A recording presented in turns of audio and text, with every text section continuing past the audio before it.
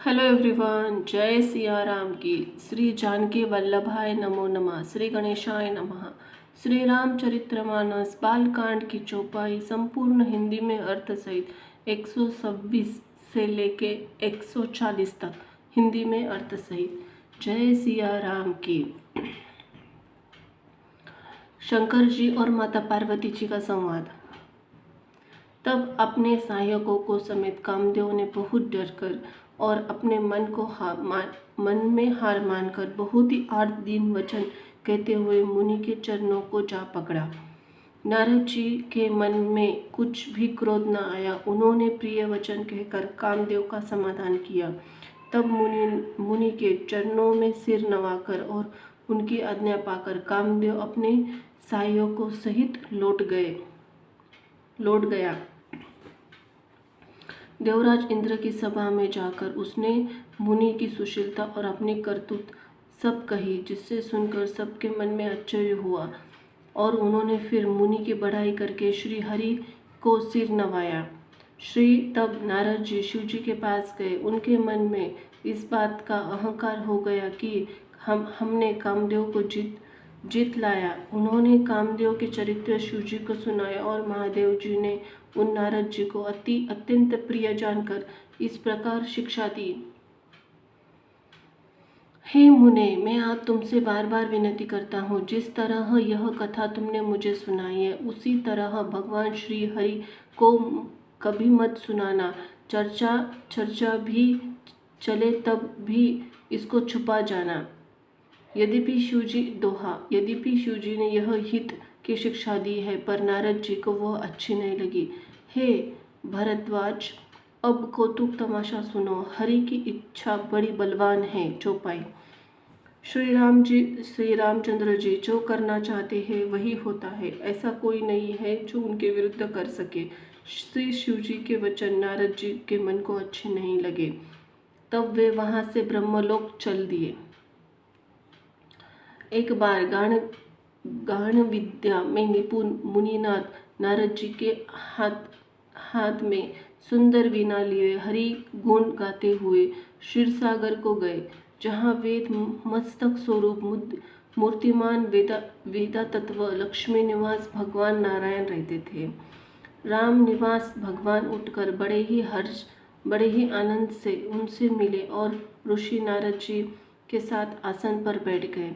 चराचर के स्वामी भगवान हंसकर बोले, हे मुनि, आज आपने बहुत दिनों पर दया की। यद्यपि श्री शिवजी ने उन्हें पहले से ही बरकच रखा था, तो भी नारद जी ने कामदेव का सारा चरित्र भगवान को कहे सुनाया। श्री रघुनाथ जी की माया बड़ी प्रबल है। जगत में कौन सा ऐसा जन्मा है जिससे वो मोहित न कर दे। दोहा। भगवान का रूखा मुंह करके कोमल वचन बोले, हे मुनिराज, आपका स्मरण करके दूसरों के मोह काम मोद अभिमान मिट जाते हैं। फिर आपके लिए तो कहना क्या है। चौपाई। हे मुनि सुनिए, मोह तो उनके मन का होता है जिसके मन में ज्ञान वैराग्य नहीं है। आप तो ब्रह्मचर्य व्रत में तत्पर और बड़े धीर बुद्धि है। भला कहीं आपको भी कामदेव सता सकते हैं। नारद जी ने अभिमान के साथ कहा, भगवान, यह सिर्फ आपकी कृपा है। करुणा निदान भगवान के मन में विचार कर देखा कि इनके मन में गर्व के भारी वृक्ष का अंकुर पैदा हो गया है। मैं उसे तुरंत ही उखाड़ फेंकूंगा, क्योंकि सेवकों का हित करना हमारा प्रण है। मैं अवश्य ही वह उपाय करूंगा जिससे मुनि का कल्याण और मेरा खेल हो। तब नारद जी भगवान के चरणों में सिर नवाकर चले। उनके हृदय में बड़ा अभिमान भी बढ़ गया। तब लक्ष्मीपति भगवान ने अपनी माया को प्रेरित किया। तब उसकी कठिन करनी सुनो। दोहा। उस हरि माया ने रास्ते में 100 योजन 400 कोस एक नगर रचा। उस नगर की भांति भांति की एक रचनाएं लक्ष्मी निवास, विष्णु नगर, भगवान विष्णु के नगर वैकुंठ से भी अधिक सुंदर था। चौपाई। उस नगर में ऐसे सुंदर नर नारी बसते थे मानो बहुत से कामदेव और उसकी स्त्री रति ही मनुष्य शरीर धारण किए हुए है। उस शरीर में शील निधि नाम का राजा रहता था, जिसके यहाँ असंख्य घोड़े हाथी सेनाओं का समूह टुकड़ियाँ थी। उसका वैभव और विलास 100 इंद्रों के समान था। वह रूप तेज बल और नीति का घर था। उसके विश्व मोहिनी नाम की एक ऐसी रूपवती कन्या थी जिसके रूप को देखकर भी लक्ष्मी जी भी मोहित हो जाए। वह सब गुणों की खान भगवान की ही माया ही थी। उसकी शोभा का वर्णन कैसे किया जा सकता है। वह राजकुमारी स्वयंवर करना चाहती थी। इससे वहाँ अगणित राजा आए हुए थे। खिलवाड़ी मुनि नारद जी उस नगर में गए और नगरवासियों उन्होंने हाल पूछा। सब समाचार सुनकर वे राजा के महल आए।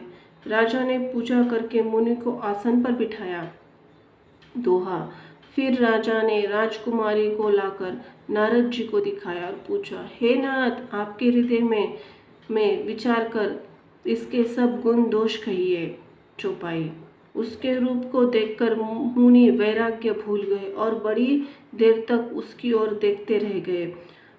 उसके लक्षण देखकर मुनि अपने आप को भी भूल गए। हृदय में हर्षित हुए पर प्रकट रूप में उन लक्षणों को नहीं कहा।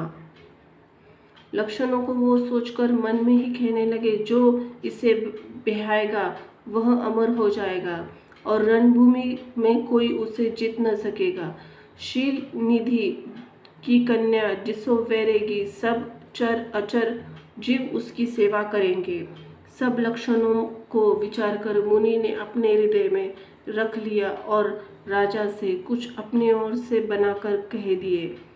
राजा की लड़की के सुलक्षण कहकर नारद जी चल दिए, पर उनके मन में यही चिंता थी, मैं जाकर सोच विचार कर अभी वही उपाय करूं जिससे वह कन्या मुझे ही वरे।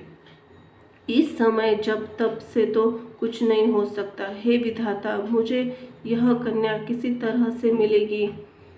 दोहा। इस समय तो बड़ी भारी शोभा और विशाल सुंदर रूप चाहिए जिसे देखकर राजकुमारी मुझ पर रिझ जाए और तब जयमाल मेरे गले में डाल दे। चौपाई। एक काम करो, भगवान से सुंदरता मांगो, पर भाई उसके पास जाने में तो बहुत ही देर हो जाएगी, किंतु श्री हरि के समान मेरा कोई हेतु नहीं है, इसीलिए इस समय वे ही मेरे सहायक हो।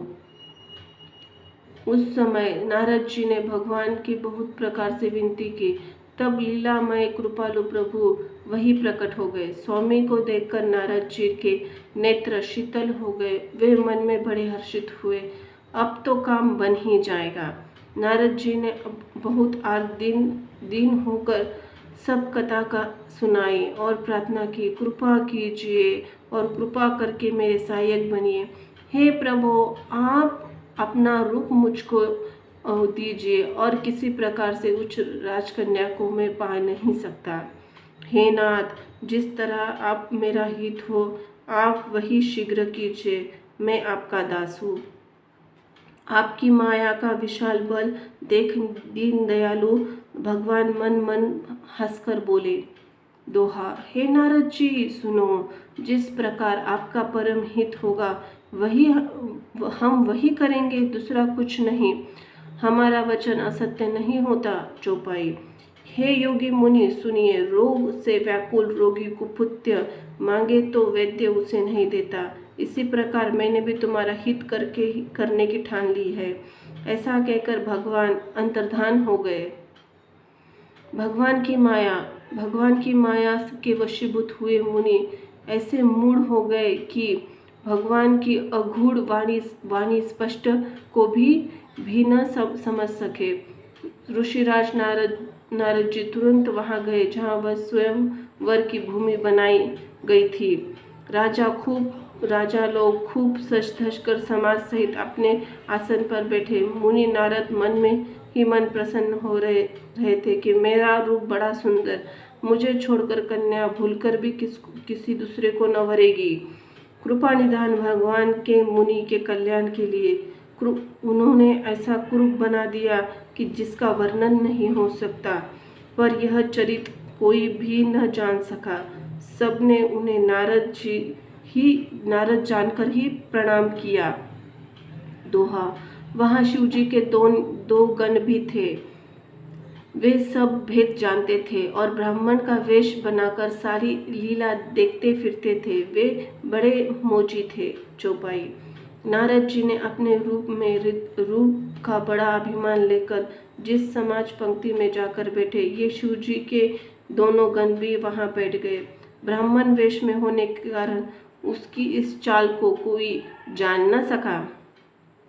वे नारद जी को सुना कर व्यंग वचन कहते थे। भगवान ने इनको अच्छी सुंदरता दी है, इनकी शोभा देखकर राजकुमारी रिझ जाएगी। हरि वानर जानकर इन्हें खास तौर से वरेगी। नारद मुनि को मोह हो रहा था, क्योंकि उनका मन दूसरों के हाथ माया के वश में था। शिवजी के गण बहुत प्रसन्न होकर हंस रहे थे। यद्यपि मुनि उनकी अटपटी बातें सुन रहे थे, पर बुद्धि के भ्रम में सनी हुई होने के कारण वे बातें उनकी समझ में नहीं आती थी।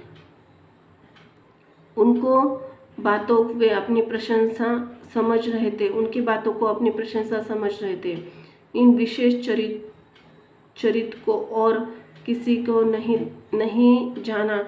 केवल राजकन्या ने नारद जी का वह रूप देखा। उनका बंदर सा मुंह और भयंकर शरीर देखते ही कन्या के हृदय में क्रोध उत्पन्न हो गया। दोहा।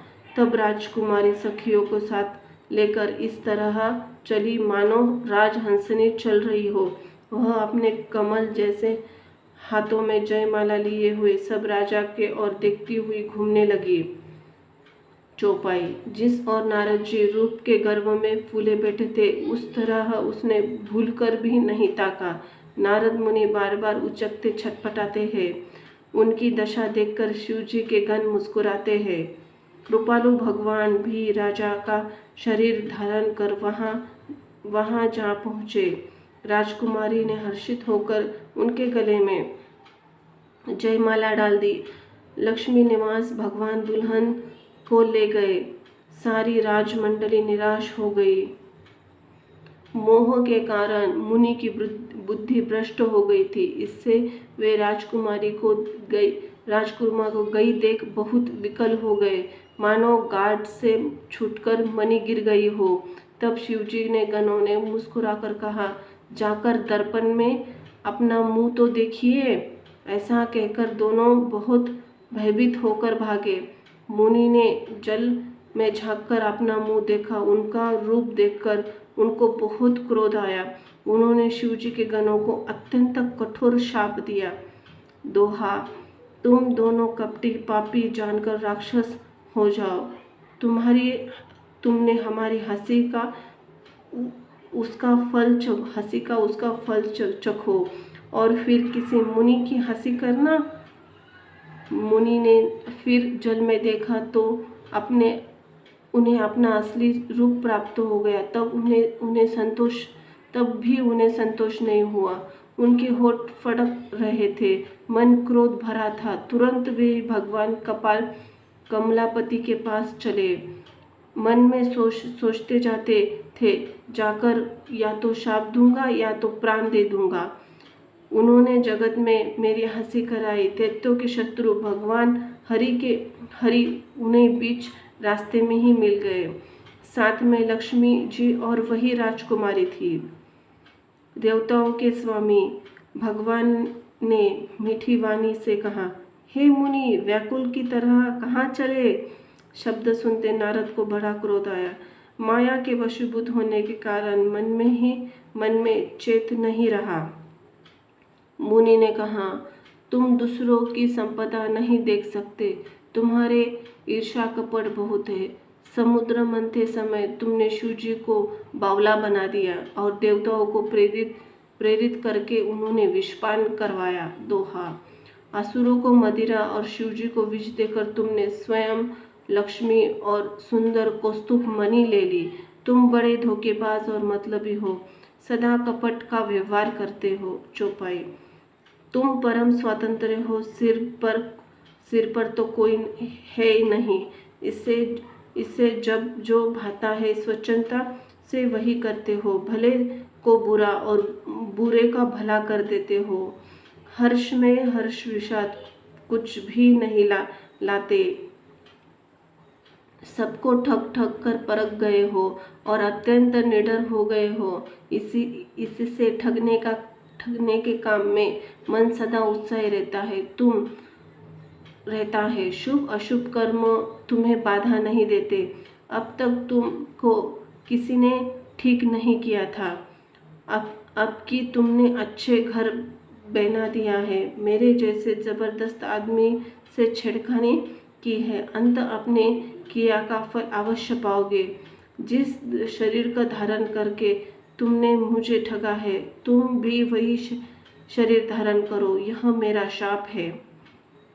तुमने हमारा रूप बंदर सा बना दिया था। इससे बंदर ही तुम्हारी सहायता करेंगे। मैं जिस स्त्री को चाहता था उससे मेरा विनियोग कराकर तुमने मेरा बड़ा अहित किया है।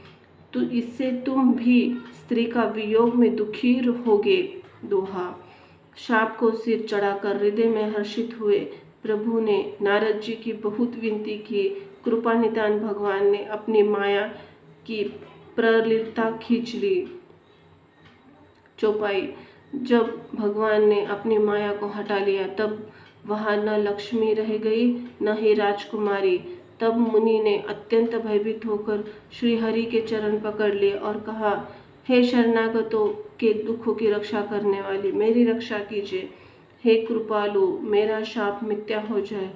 तब दिनों पर दया करने वाले कृपा भगवान ने कहा कि यह सब मेरी इच्छा से हुआ है। मुनि ने कहा, मैंने आपके को अनेक खोटे वचन कहे, मेरे पाप कैसे मिटेंगे। भगवान ने कहा, जाकर शंकर जी के शतनाम जप करो, इससे तुम्हारे हृदय में तुरंत शांति होगी।